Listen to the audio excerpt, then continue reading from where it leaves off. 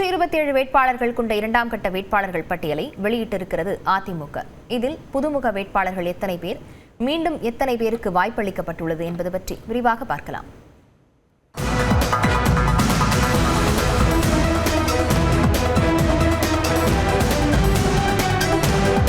தேர்தல் பணிகளில் தீவிரம் காட்டி வரும் அதிமுக கடந்த 25ஆம் தேதி 23 வேட்பாளர்கள் அடங்கிய முதற்கட்ட வேட்பாளர் பட்டியலை வெளியிட்டது.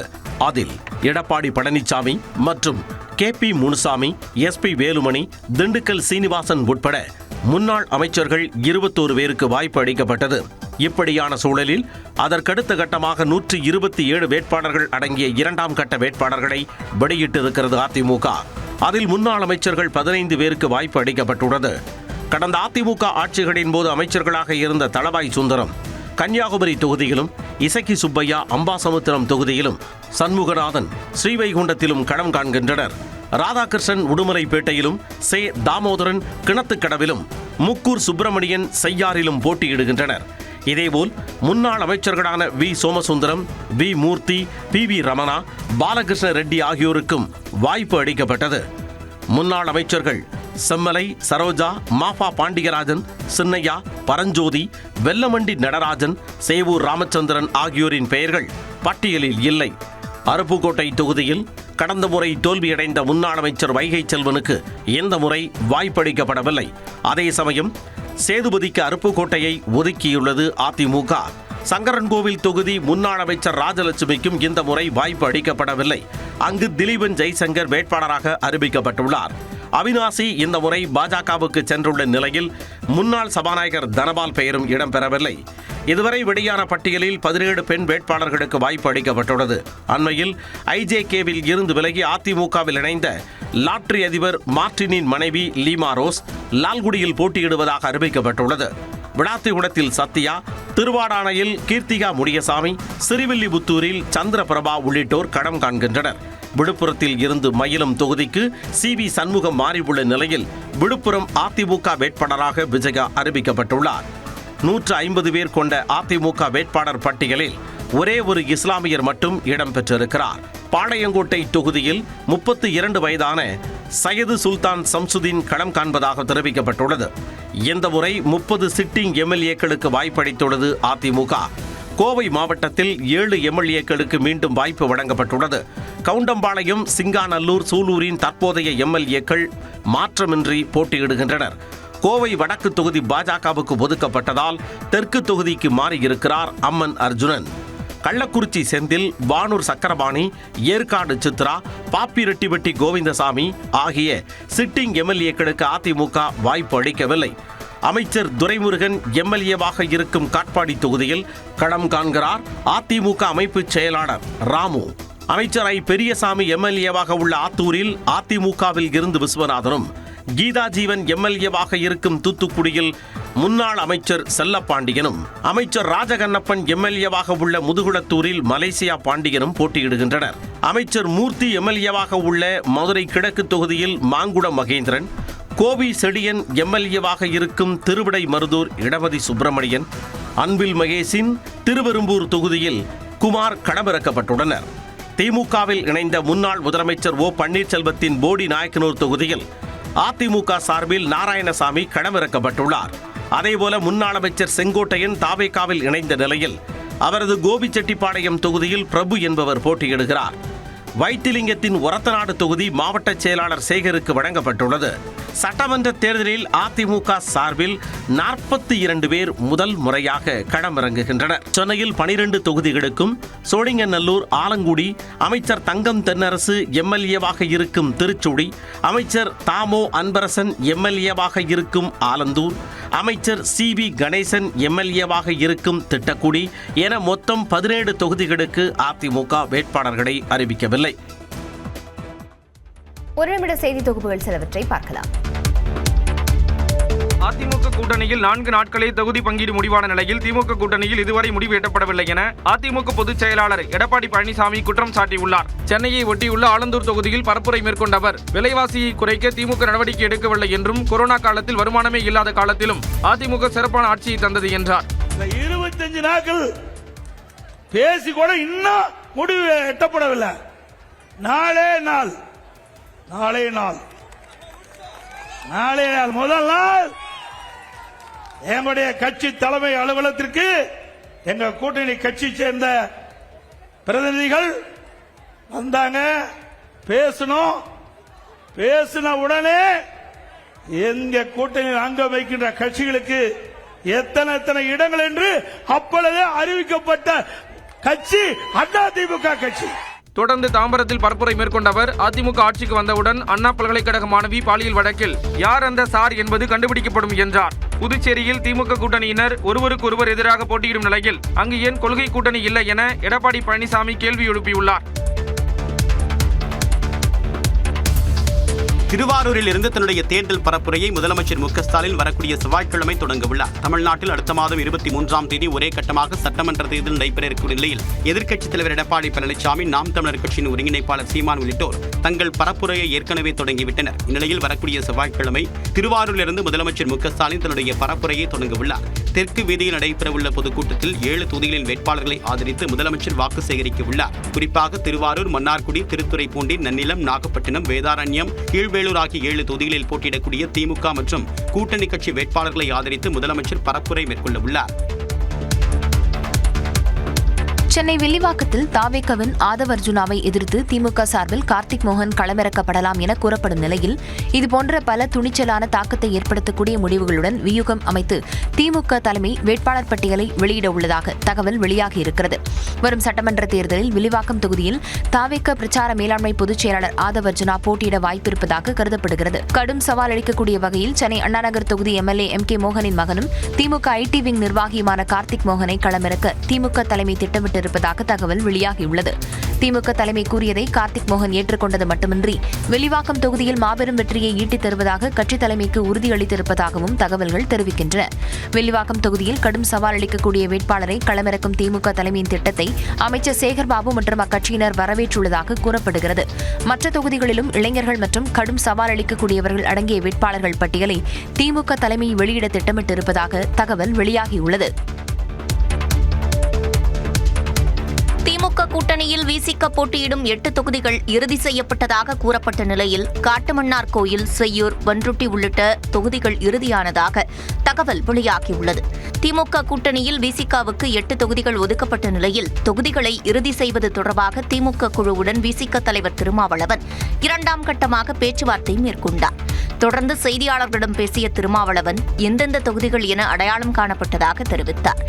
விடுதலை சிறுத்தைகளுக்கான 8 தொகுதிகளை அடையாளம் கண்டிருக்கிறோம். முறைப்படி அதிகாரப்பூர்வமாக கூட்டணியின் தலைவர், திராவிட முன்னேற்றக் கழகத்தின் தலைவர் அண்ணன் தளபதி ஸ்டாலின் அவர்கள் விரைவில் அறிவிப்பார். மேலும் புதுச்சேரியில் சுயேட்சை சின்னத்தில் போட்டியிடுவது குறித்தும் நியூஸ் 18 தமிழ்நாட்டிற்கு திருமாவளவன் பிரத்யேக பேட்டியளித்தார். அதெல்லாம் ஒன்றாகாது, அங்க சுயேட்சை சின்னமா எல்லாம் ஒண்ணுதான், அதெல்லாம் ஒன்றும் பிரச்சனை இல்லை. இதனிடையே திமுக கூட்டணியில் விடுதலை சிறுத்தைகள் கட்சிக்கு திருப்போரூர், ஆர்கே நகர், காட்டுமன்னார் கோவில், செய்யூர், கள்ளக்குறிச்சி, பெரியகுளம், அரக்கோணம் மற்றும் திண்டிவனம் ஆகிய தொகுதிகள் ஒதுக்கப்பட்டதாக தகவல் வெளியாகியுள்ளது. இதில் திருப்போரூரில் எஸ்.எஸ். பாலாஜியும், காட்டுமன்னார் கோவிலில் சிந்தனை செல்வன் மற்றும் ஆர்கே நகர் தொகுதியில் ஆளூர் ஷானவாஸ் போட்டியிட திட்டமிட்டுள்ளதாக தகவல் வெளியாகியுள்ளது. அப்படி ஒன்றும் இல்லை, எல்லாமே பரஸ்பரம் அவர்களுக்கு தேவையான தொகுதிகளை கேட்டு வாங்கியிருக்காங்க. சில இடங்கள்ல அதிகமாக அவங்களுக்கு கொடுத்துருக்கோம், சில இடங்கள்ல அதிகமாக நாங்கள் வாங்கியிருக்கிறோம். அதனால இது இதில் அவதூறு பிரச்சாரங்கள், இதை மக்கள் நம்ப வேண்டாம் என்று நான் கேட்டேன். நிச்சயமாக அனைத்து தொகுதிகளிலும் தேசிய ஜனநாயக கூட்டணி நிச்சயமாக. நான் சாத்தூர்ல போட்டியிடுறேன். சட்டமன்ற தேர்தலில் தாம் போட்டியிடும் தொகுதி தொடர்பாக பாஜக மாநில தலைவர் நயினார் நாகேந்திரன் இவ்வாறு கூறினார். 2001ஆம் ஆண்டு முதல் நடந்த சட்டமன்ற தேர்தல்களில் நயினார் நாகேந்திரன் திருநெல்வேலி தொகுதியில் போட்டியிட்டு வந்தார். 2001ஆம் ஆண்டு வெற்றி பெற்ற நிலையில் 2006ஆம் ஆண்டு நடைபெற்ற தேர்தலில் அவர் தோல்வியை சந்தித்தார். 2011ஆம் ஆண்டு வெற்றி பெற்று 2016ஆம் ஆண்டு தோல்வியடைந்தார். கடந்த தேர்தலில் அவர் திருநெல்வேலியில் வெற்றி பெற்ற நிலையில் ஒரு தேர்தலில் வெற்றி, அடுத்த தேர்தலில் தோல்வி என்ற நிலை தொடர்வதால் இந்த முறை தொகுதி மாறி போட்டியிடுவார் என கூறப்பட்டது. அதன்படி அவர் சாத்தூர் தொகுதியில் போட்டியிட உள்ளதாக நியூஸ் 18 தமிழ்நாடு தொலைக்காட்சி முதலில் செய்தி வெளியிட்டது. இந்நிலையில் அவர் இதனை உறுதி செய்துள்ளார். கன்னியாகுமரியில் உள்ள பகவதி அம்மன் கோவிலில் நயினார் நாகேந்திரன் வழிபாடு நடத்தினார். பின்னர் செய்தியாளர்களை சந்தித்து அவர் இதனை கூறினார். தொடர்ந்து பேசிய அவர், தேர்தலில் அண்ணாமலை போட்டியிடுவது குறித்து கட்சி தலைமை முடிவு செய்யும் என்றார். தமிழ் மாநில காங்கிரஸ் போட்டியிடும் 5 தொகுதிகளுக்கான வேட்பாளர்களை அறிவித்த கட்சித் தலைவர் ஜி கே வாசன் ஒட்டன்சத்திரத்தில் விடியல் சேகரும், ஈரோடு மேற்கில் யுவராஜாவும் போட்டியிடுவார்கள் என தெரிவித்துள்ளார். தேசிய ஜனநாயக கூட்டணியில் இடம்பெற்றுள்ள தமிழ் மாநில காங்கிரசுக்கு 5 தொகுதிகள் ஒதுக்கப்பட்டுள்ளன. இந்நிலையில் சென்னை ஆழ்வார்பேட்டையில் செய்தியாளர்களை சந்தித்த ஜி கே வாசன் 5 தொகுதிகளுக்குமான வேட்பாளர்களை அறிவித்தார். அதன்படி ஈரோடு மேற்கு தொகுதியில் கட்சியின் பொதுச் செயலாளர் யுவராஜாவும், ஒட்டன்சத்திரத்தில் மாநில துணைத் தலைவரும் முன்னாள் சட்டமன்ற உறுப்பினருமான விடியல் சேகரும் களம் காண்கின்றனர். கும்பகோணத்தில் மாநில செயலாளர் MKR அசோக்குமாரும், ராணிப்பேட்டையில் மாவட்ட தலைவர் VM கார்த்திகேயனும், கிள்ளியூரில் தென்மண்டல இளைஞரணி துணைத் தலைவர் நிவின் சைமனும் போட்டியிடுவதாக ஜி கே வாசன் அறிவித்தார். இதையடுத்து நியூஸ் 18 தமிழ்நாடுக்கு பிரத்யேக பேட்டியளித்த ஜி கே வாசன் தாமரை சின்னத்தில் போட்டியிடுவது குறித்து விளக்கம் அளித்தார். தேர்தல் ஆணையத்துடைய விதிகளின்படி சைக்கிள் சின்னம் கிடைக்கவில்லை என்றால் உடனடியாக எங்களுடைய அடுத்த சின்னம் நாங்கள் சார்ந்திருக்கின்ற கட்சியினுடைய சின்னம், அது தாமரை தான். இதில் மாற்று கருத்தே இருக்க முடியாது. புரிதல் இல்லாதவர்களுக்கு புரியும்படி நான் கூறியிருக்கிறேன். கடந்த மக்களவைத் தேர்தலில் சைக்கிள் சின்னத்தில் போட்டியிட்டதையும் ஜி கே வாசன் சுட்டிக்காட்டினார். தேசிய ஜனநாயக கூட்டணியில் IJK போட்டியிடும் 2 தொகுதிகளுக்கான வேட்பாளர்கள் அறிவிக்கப்பட்டனர். சட்டமன்ற தேர்தலில் அதிமுக தலைமையிலான தேசிய ஜனநாயக கூட்டணியில் IJK கட்சி போட்டியிடுகிறது. அந்த கட்சிக்கு 2 தொகுதிகள் ஒதுக்கப்பட்ட நிலையில் அதற்கான வேட்பாளர்களை அக்கட்சித் தலைவர் ரவி பச்சமுத்து அறிவித்தார். அவர்களுக்கு ஒதுக்கப்பட்ட சென்னை பல்லாவரம் தொகுதியில் வழக்கறிஞர் வெங்கடேசனும், குன்னம் தொகுதியில் சரண்யா அன்பழகனும் போட்டியிடுகின்றனர்.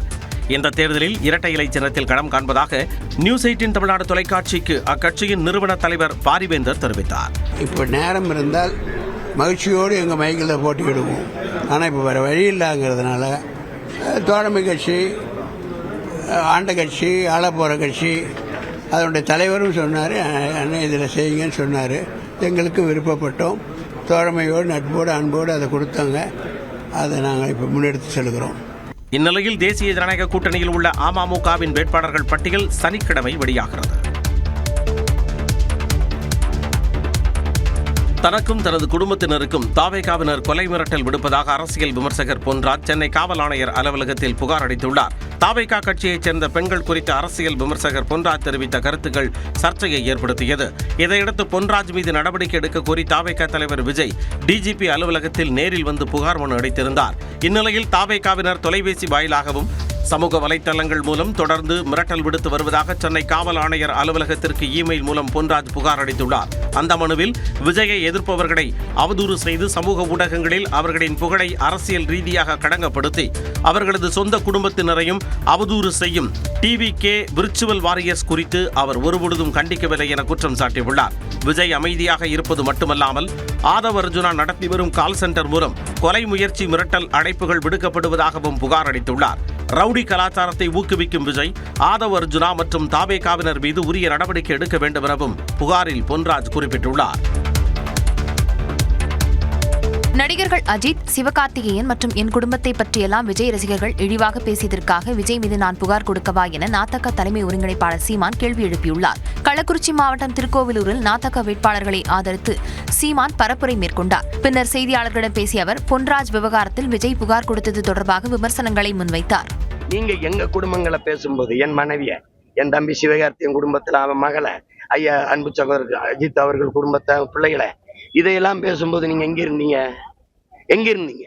விஜய் சென்ற எல்லா இடங்களிலும் உயிரிழப்புகள் ஏற்பட்டிருப்பதாகவும் சீமான் தெரிவித்தார். உங்க விஜய் உயிரென வர்றேங்கிற, உங்க விஜய் உயிரெடுக்க வர்றேங்கிறதான் சரியான பாட்டு. எந்த இடத்துல போன இடமெல்லாம் செத்துருக்கான். அப்புறம் வருத்தம் சொல்லணும்ல, போக முடியல. இப்ப அங்க போனா கூட்டம் வரும், ஆனா வளைகாப்புக்கு போக கூட்டம் வராது. கல்யாண வரவேற்பு போனா கூட்டம் வராதா? இதேபோல் திருவண்ணாமலை மாவட்டம் போளூர் தொகுதிக்குட்பட்ட பகுதியில் சேத்துப்பட்டு காமராஜர் சிலை அருகே ஆரணி, போளூர், வந்தவாசி, செய்யூர் உள்ளிட்ட 7 தொகுதி வேட்பாளர்களை ஆதரித்து சீமான் பரப்புரை மேற்கொண்டார்.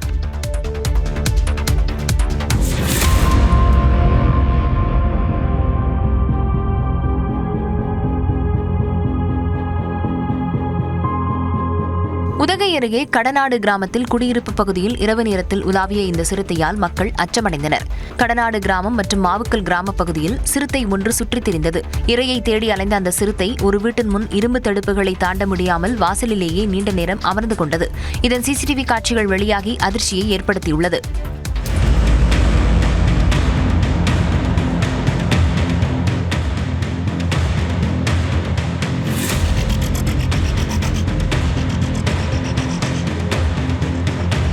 குடியிருப்பு பகுதியில் உலாவும் சிறுத்தையை கூண்டு வைத்து பிடிக்க வேண்டுமென வனத்துறையினருக்கு கிராம மக்கள் கோரிக்கை விடுத்துள்ளனர்.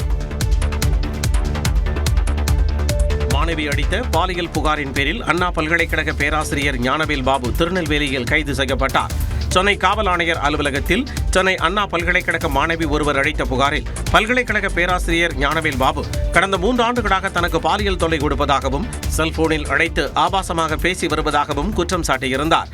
மேலும் தாம் நண்பர்களுடன் வெளியே செல்வதை அந்த பேராசிரியர் தவறாக பேசுவதாக புகார் அளித்த மாணவி தன்னைப் போல மேலும் பல மாணவிகள் பாதிக்கப்பட்டுள்ளதாகவும் குறிப்பிட்டிருந்தார். இது தொடர்பாக ஞானவேல் பாபு மீது கோட்டூர்புரம் அனைத்து மகளிர் காவல் நிலையத்தில் பெண் வன்கொடுமை தடுப்புச் சட்டம், பாலியல் தொல்லை அளித்தல் ஆகிய 2 பிரிவுகளின் கீழ் வழக்கு பதிவு செய்யப்பட்டது. இதனையடுத்து ஞானவேல் பாபுவை பணியிடை நீக்கம் செய்து பல்கலைக்கழக நிர்வாகம் உத்தரவிட்டது. தொடர்ந்து அவர் திருநெல்வேலியில் இருந்த நிலையில் அவரை காவலர்கள் கைது செய்தனர். பின்னர் அவர் சென்னைக்கு அழைத்து வரப்பட்டார். மத்திய கிழக்கு நாடுகளில் நிலவி வரும் போர் சூழலால் பெட்ரோல், டீசல் விலை உயராமல் தடுக்கும் வகையில் அதன் மீதான கலால் வரியை மத்திய அரசு குறைத்துள்ளது. போர் காரணமாக கச்சா எண்ணெய் விலை உயர்ந்துள்ள நிலையில் பெட்ரோல் மீதான கலால் வரியை லிட்டருக்கு 13 ரூபாயிலிருந்து 3 ரூபாயாக குறைத்துள்ள மத்திய அரசு 10 ரூபாயாக இருந்த டீசல் மீதான கலால் வரியை முற்றிலுமாக நீக்கி மத்திய அரசு உத்தரவிட்டுள்ளது. விலை உயர்வை தவிர்க்க எடுக்கப்பட்டுள்ள இந்த நடவடிக்கையால் விலை கூடவோ குறையவோ வாய்ப்பில்லை என மத்திய அரசு தெரிவித்துள்ளது. இதுகுறித்து விளக்கம் அளித்துள்ள மத்திய பெட்ரோலியத்துறை அமைச்சர் ஹர்தீப் சிங் பூரி, கச்சா எண்ணெய் விலை உயர்வால் பல்வேறு நாடுகளில் பெட்ரோல், டீசல் விலை கடுமையாக உயர்ந்துள்ளதாக தெரிவித்துள்ளார். இந்த சூழலில் மற்ற நாடுகள் போல எரிபொருள் விலையை ஏற்றுவது அல்லது இதனால் ஏற்படும் நிதி சுமையை ஏற்று சர்வதேச தாக்கத்தில் இருந்து நாட்டு மக்களை பாதுகாப்பது என 2 வாய்ப்புகள் பிரதமர் மோடி முன்பு இருந்ததாக மத்திய அமைச்சர் குறிப்பிட்டுள்ளார். இதில் குடிமக்களை பாதுகாக்க நிதி நெருக்கடியை ஏற்றுக்கொள்ள பிரதமர் மோடி முடிவு செய்தார் என்று அவர் தெரிவித்துள்ளார். எண்ணெய் நிறுவனங்களின் நஷ்டத்தை குறைக்க மத்திய அரசு பெரிய அளவில் தனது வரி வருவாயை குறைத்துக் கொண்டது என ஹர்தீப் சிங் பூரி தெரிவித்துள்ளார். அதே நேரத்தில் பெட்ரோல், டீசல் ஏற்றுமதி செய்யும் சுத்திகரிப்பு ஆலைகளுக்கு ஏற்றுமதி வரி விதிக்கப்படுவதாகவும் மத்திய அமைச்சர் குறிப்பிட்டுள்ளார். கொரோனா காலத்தை போன்று இந்தியாவில் மீண்டும் ஊரடங்கு அமல்படுத்தப்படாது என்று மத்திய நிதியமைச்சர் நிர்மலா சீதாராமன் திட்டவட்டமாக தெரிவித்துள்ளார். இதுகுறித்து ஆங்கில செய்தி நிறுவனத்துக்கு பேட்டியளித்துள்ள நிர்மலா சீதாராமன், ஊரடங்கு வரும் என்பது முற்றிலும் தவறான தகவல் என்றார். பொய்யான தகவலை பரப்புவோருக்கு கண்டனம் தெரிவிப்பதாகவும் அவர் கூறினார். I am surprised that some leaders are saying things like there will be a lockdown and there will be shortages of LPG, shortages of diesel and so on. These are absolutely baseless, like the time when we saw it all in COVID, but no lockdown. இந்நிலையில் மாநிலங்களுக்கு கூடுதலாக 20% வணிக சிலிண்டர்கள் வழங்கப்படும் என்று மத்திய பெட்ரோலியத்துறை தெரிவித்துள்ளது. இது தொடர்பாக அனைத்து மாநில தலைமைச் செயலாளர்களுக்கு பெட்ரோலியத்துறை செயலாளர் எழுதியுள்ள கடிதத்தில் அனைத்து மாநிலங்களுக்கும் போர் நெருக்கடிக்கு முன் இருந்த அளவில் தற்போது 40% வணிக பயன்பாட்டிற்கான சிலிண்டர்கள் வழங்கப்படுவதாக தெரிவிக்கப்பட்டுள்ளது. மேலும் குழாய் வழி இயற்கை எரிவாயு பயன்பாட்டை ஊக்குவித்து இலக்கை எட்டிய மாநிலங்களுக்கு மட்டும் கூடுதலாக 10% வழங்கப்பட்டுள்ளதாக குறிப்பிடப்பட்டுள்ளது. இந்த நிபந்தனையை நிறைவேற்றி பல்வேறு மாநிலங்கள் கூடுதல் ஒதுக்கீட்டை பெற்றுள்ள நிலையில் இந்த நிபந்தனைகள் இன்றி அனைத்து மாநிலங்களுக்கும் கூடுதலாக 20% சிலிண்டர்கள் வழங்கப்பட உள்ளதாக அறிவிக்கப்பட்டுள்ளது. இவற்றை உருக்கு, வாகன தயாரிப்பு, ஜவுளி, சாயம், ரசாயனம், பிளாஸ்டிக் தயாரிப்பு தொழிற்சாலைகளுக்கு முன்னுரிமை கொடுத்து வழங்குமாறு பெட்ரோலிய அமைச்சகம் அறிவுறுத்தியுள்ளது.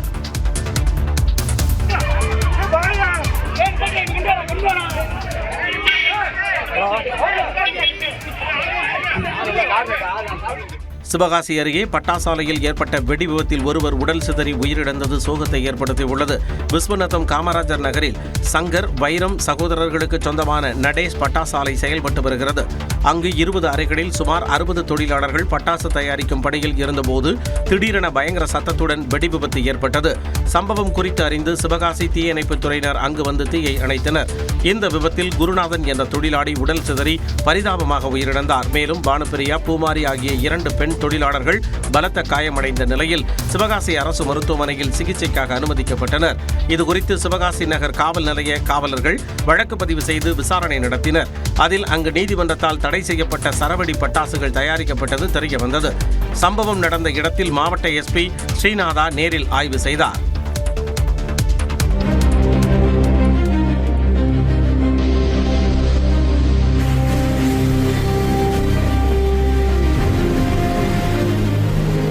லடாக் யூனியன் பிரதேசத்தின் ஸ்ரீநகர் லே நெடுஞ்சாலையில் ஜோஜிலா கணவாய் பகுதியில் 7 பேரை பலிகொண்ட பனிச்சரிவின் காட்சிதான் இது. இமயமலையில் உள்ள ஜம்மு காஷ்மீர் மற்றும் லடாக்கை இணைக்கும் ஜோஜிலா கணவாயில் திடீரென பனிச்சரிவு ஏற்பட்டது. இதில் சிக்கி 7 பேர் உயிரிழந்தனர், மேலும் 5 பேர் காயமடைந்தனர். ஜோஜிலா மலைப்பாதையில் பனிச்சரிவு ஏற்பட்டதால் சுற்றுலா பயணிகள் பலரது வாகனங்கள் இடிபாடுகளுக்கு அடியில் புதைந்ததாக கூறப்படுகிறது. இதில் மேலும் பலர் உயிரிழந்திருக்கலாம் எனவும் அஞ்சப்படுகிறது. தகவல் அறிந்து உடனடியாக விரைந்து சென்ற மீட்புக் குழுவினர் பணியை அகற்றி போக்குவரத்தை சீரமைக்கும் நடவடிக்கைகளை மேற்கொண்டனர். கனரக இயந்திரங்கள் மூலம் பனிப்பாறைகளை அகற்றும் பணிகள் நடைபெற்றன. பனிச்சரிவு ஏற்பட்ட இடத்தை சுற்றியுள்ள பகுதிகளில் மீண்டும் சரிவுகள் ஏற்பட வாய்ப்புள்ளதால் ஸ்ரீநகர் லே நெடுஞ்சாலையில் போக்குவரத்து தற்காலிகமாக நிறுத்தப்பட்டது. பயணிகள் அப்பகுதிகளுக்கு செல்வதை தவிர்க்கும்படியும் அறிவுறுத்தப்பட்டுள்ளனர்.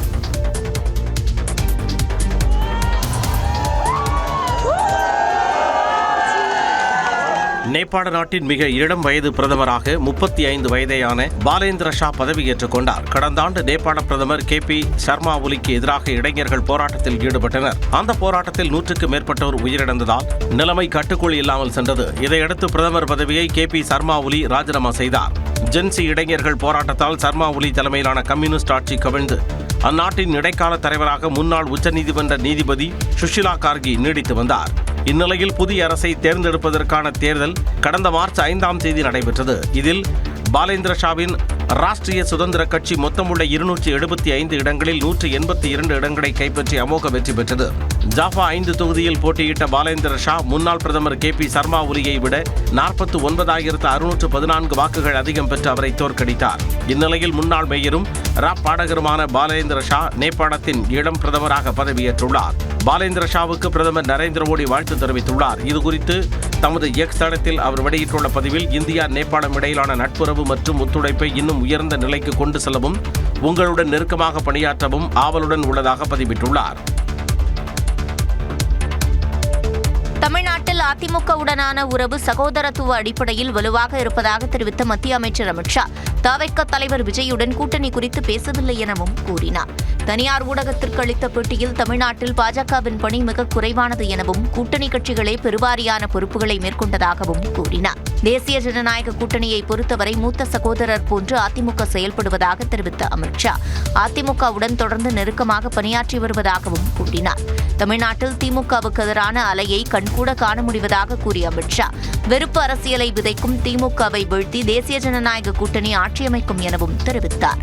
மேலும் தேசிய ஜனநாயக கூட்டணியில் தவிக இணைந்தால் திமுகவுக்கு எதிராக வலுவான அரசியல் கட்டமைப்பை உருவாக்க முடியும் என எண்ணியதாக கூறிய அமித்ஷா, அதே நேரம் தவிக தலைவர் விஜயிடம் கூட்டணி குறித்து பேசவில்லை எனவும் தெரிவித்தார். தங்களது கூட்டணிக்கு தவிக வந்திருந்தால் தங்களது வாக்கு வங்கியில் பாதிப்பு ஏற்பட்டிருக்கும் என்றும் அமித்ஷா கூறினார்.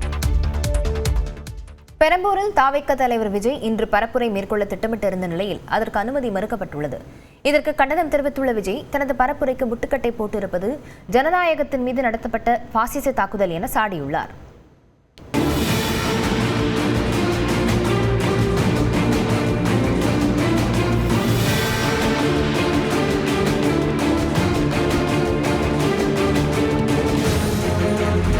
பெரம்பூர், கொளத்தூர், வெள்ளிவாக்கம், அண்ணாநகர், விருகம்பாக்கம் ஆகிய 5 சட்டப்பேரவை தொகுதிகளில் விஜய் இன்று பரப்புரை செய்ய திட்டமிட்டிருந்தார்.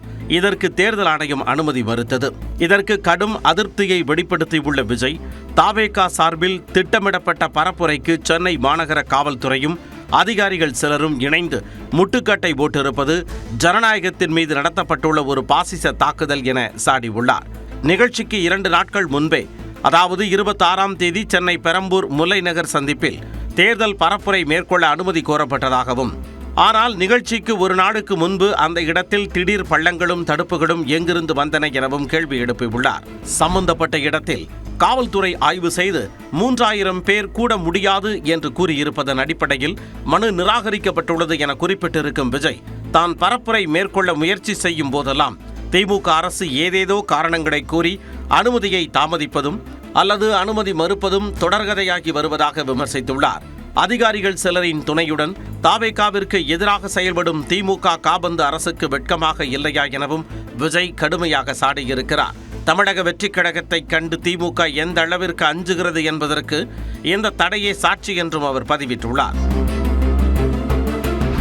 இந்நிலையில் மனுதாரர் மனுவில் குறிப்பிட்டுள்ள முல்லை நகர் சந்திப்பானது சென்னை மாநகர அலுவலரால் SM நகர் 82வது பிளாக் சந்திப்பு என குறிப்பிட்டு சிறிய அளவிலான தெருமுனை பிரச்சாரம் நடத்துவதற்கு மட்டுமே அனுமதி அளிக்கப்பட்டுள்ளதாகவும் அதில் பங்கு பெறுவோரின் எண்ணிக்கை 3000 என குறிப்பிட்டுள்ளதால் அனுமதி வழங்க பரிந்துரை செய்ய இயலாது என்றும் காவல்துறை அறிக்கையில் குறிப்பிட்டுள்ளதாக பெரம்பூர் தேர்தல் நடத்தும் அலுவலர் தெரிவித்துள்ளார்.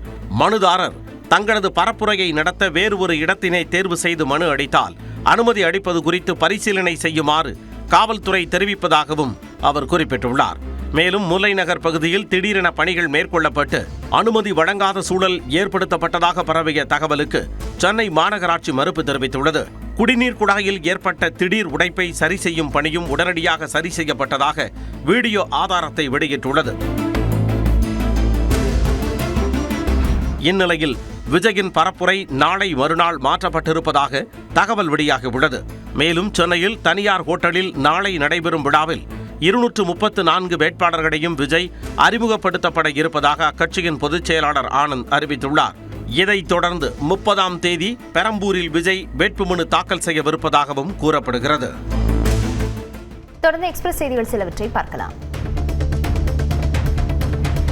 புதுக்கோட்டை மாவட்டம் கரம்பக்குடி அருகே சட்டவிரோதமாக மணல் கடத்தி வந்த சரக்கு வாகனத்தை காவலர்கள் பறிமுதல் செய்த நிலையில் தப்பி ஓடிய நபரையும் தேடி வருகின்றனர். கரம்பக்குடி அருகே அக்னி ஆற்றங்கரையோரம் ரோந்து பணியில் ஈடுபட்ட காவலர்கள் அங்கிருந்த சரக்கு வாகனத்தை சோதனையிட முயன்றனர். அப்போது வாகனத்தை ஓட்டி வந்த நபர் காவலர்களை கண்டதும் தப்பி ஓடினார். தொடர்ந்து வாகனத்தை சோதனையிட்டதில் அதில் 1 யூனிட் மணல் இருந்தது தெரியவந்தது. இதையடுத்து சரக்கு வாகனத்தை பறிமுதல் செய்த காவலர்கள் தப்பி ஓடிய நபரையும் தேடி வருகின்றனர். திருவள்ளூர் மாவட்டம் திருத்தணியில் ஆந்திராவில் இருந்து வந்த காரில் இருந்து 2 லட்சம் ரூபாயை அதிகாரிகள் பறிமுதல் செய்தனர். திருத்தணி அருகே தமிழக எல்லையில் பொன்பாடி சோதனைச் சாவடியில் தேர்தல் பறக்கும் படையினர் வாகன தணிக்கையில் ஈடுபட்டனர். அப்போது ஆந்திராவில் இருந்து வந்த காரை சோதனை செய்த போது அதில் 2 லட்சம் ரூபாய் இருந்தது தெரிய வந்தது. இதையடுத்து அவற்றை பறிமுதல் செய்த காவலர்கள் உரிய ஆவணங்களை காண்பித்து பெற்றுச் செல்லுமாறு அறிவுறுத்தினர். சேலம் அருகே கடந்த 20ஆம் தேதி ஏற்பட்ட கோர விபத்தில் உயிரிழந்தவர்களின் எண்ணிக்கை 9ஆக உயர்ந்தது. ஈரோட்டிலிருந்து சேலம் நோக்கி வந்த அரசு பேருந்து சூளைமேடு பகுதியில் ஓட்டுநரின் கட்டுப்பாட்டை இழந்து எதிர் திசையில் உள்ள சாலைக்கு சென்று இருசக்கர வாகனம் மற்றும் சரக்கு வாகனத்தின் மீது மோதி விபத்துக்குள்ளானது. இந்த விபத்தில் 5 வயது குழந்தை, 11 மாத பெண் குழந்தை உள்பட 8 பேர் உயிரிழந்தனர். இந்நிலையில் விபத்தில் படுகாயமடைந்து சேலம் அரசு மருத்துவமனையில் சிகிச்சை பெற்று வந்த ஏழுமலை என்பவர் சிகிச்சை பலனளிக்காமல் உயிரிழந்தார். பெரம்பூர் பரப்புரைக்கு தடை விதிக்கப்பட்டது தொடர்பாக தலைமை தேர்தல் அதிகாரியை சந்தித்து புகார் அளிக்க இருப்பதாக தவிக இணை பொதுச் செயலாளர் நிர்மல்குமார் தெரிவித்துள்ளார். சென்னை நந்தனத்தில் செய்தியாளர்களிடம் பேசிய அவர் ஒவ்வொரு இடத்திலும் தங்களுக்கு திட்டமிட்டு வேண்டுமென்றே தடை செய்கிறார்கள் என குற்றம் சாட்டினார். இதுவரைக்கும் எங்களோட வெஹிக்கிளுக்கு ஒரு வெஹிக்கிளுக்கு தான் அனுமதி கிடைச்சிருக்கு. வேற எந்த வெஹிக்கிளுக்கும் அனுமதி கிடைக்கல. தலைவரோட வெஹிக்கிளுக்கு மட்டும் தான் அனுமதி கிடைச்சிருக்கு. ஸோ எல்லா இடத்துலையும் எங்களுக்கு இதே ப்ராப்ளம் தான் இருந்துட்டே இருக்கு. காங்கிரஸ் கட்சியின் தொகுதித் தேர்வில் எவ்வித வெளிப்படைத்தன்மையும் இல்லை என அக்கட்சி MP ஜோதிமணி குற்றம் சாட்டியுள்ளார். இதுகுறித்து தமது எக்ஸ் பக்கத்தில் கருத்து தெரிவித்துள்ள அவர், அனைத்துமே மிக ரகசியமான முறையில் நடைபெற்றதாகவும் காங்கிரஸ் கட்சியின் நலன் முழுக்க சமரசம் செய்யப்பட்டு விட்டதாகவும் குறிப்பிட்டுள்ளார். பொறுப்பாளர்கள், மாநில தலைவர், சட்டமன்ற கட்சித் தலைவர் மட்டுமே கட்சி அல்ல என்றும் இதே விற்பனை அணுகுமுறையோடுதான் வேட்பாளர் தேர்வும் நடக்கும் என்றால் தமிழ்நாட்டில் காங்கிரஸ் கட்சியை யாராலும் காப்பாற்ற முடியாது என்றும் பதிவிட்டுள்ளார். நாகை மாவட்டம் வேதாரண்யம் அருகே 500 ரூபாய் நோட்டுகளை ஜெராக்ஸ் எடுத்து புழக்கத்தில் விட்டவர் கைது செய்யப்பட்டார். மூலக்கரையைச் சேர்ந்த முருகானந்தம் தனது வீட்டிலேயே 500 ரூபாய் நோட்டுகளை கலர் ஜெராக்ஸ் எடுத்து புழக்கத்தில் விட்டுள்ளார். இதுகுறித்து அறிந்த போலீசார் அவரது வீட்டில் சோதனை செய்தனர். அப்போது அங்கு 32,500 மதிப்புள்ள கள்ள நோட்டுகள், பிரிண்டிங் மிஷின் உள்ளிட்டவை இருந்தது தெரியவந்தது. இதனையடுத்து அவற்றை பறிமுதல் செய்த காவலர்கள் முருகானந்தத்தை கைது செய்தனர். காரைக்குடி அருகே தேவக்கோட்டையில் பேருந்து நிலையத்தில் கிடந்த 18 சவரன் தங்கச்சங்கிலியை உரியவரிடம் ஒப்படைத்த தம்பதிக்கு பாராட்டுகள் குவிகின்றன. காரைக்குடியைச் சேர்ந்த காஞ்சனாதேவி என்பவர் கடந்த புதன்கிழமையன்று திருமண நிகழ்ச்சிக்கு சென்றபோது தேவக்கோட்டை பேருந்து நிலையத்தில் தான் அணிந்திருந்த சுமார் 20 லட்சம் மதிப்புள்ள தங்கச்சங்கிலியை தவறவிட்டார். இந்த நிலையில் அதனை கண்டெடுத்த பிரதீப் குமார், பிரதீகா தம்பதி சங்கிலியை காவல் நிலையத்தில் ஒப்படைத்தனர். இதனையடுத்து நகையை பெற்றுக்கொண்ட காஞ்சனா கண்ணீர் மல்க கைகூப்பி தம்பதிக்கு நன்றி தெரிவித்தார். காஞ்சிபுரம் ஏகாம்பரநாதர் கோவிலில் பங்குனி உத்திர திருவிழாவின் 6வது நாளில் 63 நாயன்மார்களுடன் சாமி பக்தர்களுக்கு காட்சியளித்தார். மலர் அலங்கார சப்பரங்களில் ஏகாம்பரநாதர், விநாயகர், முருகன் மற்றும் 63 நாயன்மார்கள் எழுந்தருளி வீதி உலா வந்தனர். திரளான பக்தர்கள் அவர்களை தரிசனம் செய்து வழிபட்டனர்.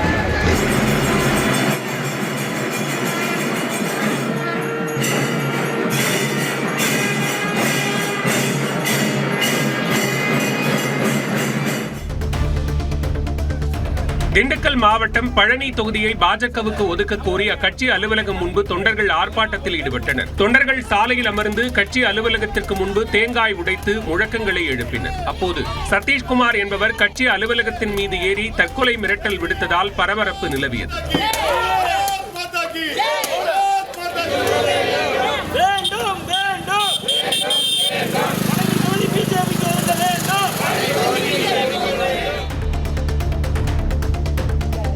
திண்டுக்கல் மாவட்டம் நிலக்கோட்டை அருகே சிறுவர்களை வைத்து நாம் தமிழர் கட்சி வேட்பாளர் கொள்கை விளக்க கூட்டம் நடத்தியது சர்ச்சையை ஏற்படுத்தியுள்ளது. நிலக்கோட்டை தொகுதி நாம் தமிழர் கட்சி வேட்பாளர் மருத்துவர் கைலைராஜன் தலைமையில் அழகம்பட்டியில் கொள்கை விளக்க திருமுனை கூட்டம் நடைபெற்றது. இந்த கூட்டத்தில் பொதுமக்கள் அதிக அளவில் கலந்து கொள்ளாத நிலையில் சுமார் 50க்கும் மேற்பட்ட சிறுவர்கள் முன்பக்க வரிசையில் அமர வைக்கப்பட்டிருந்தனர். திருச்சியில் மதுபோதை தகராறில் இளைஞரை குத்திக் கொன்ற நபருக்கு நீதிமன்றம் ஆயுள் தண்டனை விதித்தது. தொட்டியம் அடுத்த கற்பனாம்பட்டியைச் சேர்ந்த பிரபு கடந்த 2020ஆம் ஆண்டு மதுபோதை தகராறில் முள்ளிப்பாடி பகுதியைச் சேர்ந்த முரளி என்பவரை கத்தியில் குத்தி கொலை செய்தார். இது தொடர்பாக வழக்கு விசாரணை திருச்சி மாவட்ட முதன்மை அமர்வு நீதிமன்றத்தில் நடைபெற்ற நிலையில் விசாரணை முடிந்து பிரபுவுக்கு ஆயுள் தண்டனை விதிக்கப்பட்டது. காங்கிரஸ் கட்சியின் மூத்த தலைவர் சோனியா காந்தியின் உடல்நிலையில் முன்னேற்றம் ஏற்பட்டுள்ளதாகவும் இன்னும் ஓரிரு நாட்களில் அவர் வீடு திரும்புவார் என்றும் மருத்துவர்கள் தெரிவித்துள்ளனர். 79 வயதான சோனியா காந்தி காய்ச்சல் காரணமாக கடந்த செவ்வாயன்று டெல்லியில் உள்ள சர் கங்கா ராம் மருத்துவமனையில் அனுமதிக்கப்பட்டார். இந்த நிலையில் அவரது உடல்நிலை குறித்து மருத்துவமனை தலைவர் அஜய் ஸ்வரூப் வெளியிட்டுள்ள அறிக்கையில் சோனியா காந்தியின் உடல்நிலை தற்பொழுது மேம்பட்டுள்ளதாகவும் அவர் எழுந்து நடமாடுவதுடன் உணவை எடுத்துக் கொள்வதாகவும் குறிப்பிட்டுள்ளார். உத்தரப்பிரதேச மாநில முதலமைச்சர் யோகி ஆதித்யநாத்திற்கு 5 வயது சிறுமி புல்டோசர் பொம்மையை பரிசாக அளித்தது கவனம் பெற்றுள்ளது. இது குறித்து தனது எக்ஸ் பக்கத்தில் பதிவிட்டுள்ள யோகி ஆதித்யநாத், கோரக்நாத் கோயில் வளாகத்தில் நடைபயிற்சி மேற்கொண்ட போது கான்பூரைச் சேர்ந்த சிறுமி யசஸ்வினி அளித்த சிறிய பரிசு பெரிய நம்பிக்கையின் அடையாளம் என குறிப்பிட்டுள்ளார்.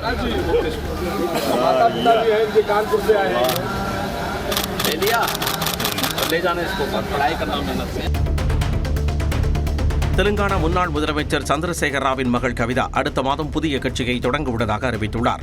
டெல்லி மதுபான ஊழல் வழக்கில் கைது செய்யப்பட்டு பின்னர் பிணையில் விடுவிக்கப்பட்ட அவர் தனது தந்தையின் PRS கட்சியிலிருந்து விலகினார். இந்நிலையில் தெலுங்கானா ஜாக்ருதி என்ற அமைப்பின் தலைவராக இருக்கும் கவிதா அடுத்த மாதம் 25ஆம் தேதி புதிய கட்சியை அறிவிக்க உள்ளார். ஈரான் தனது ஏவுகணைகளில் இந்திய மக்களுக்கு நன்றி என எழுதப்பட்டிருந்தது கவனம் பெற்றுள்ளது.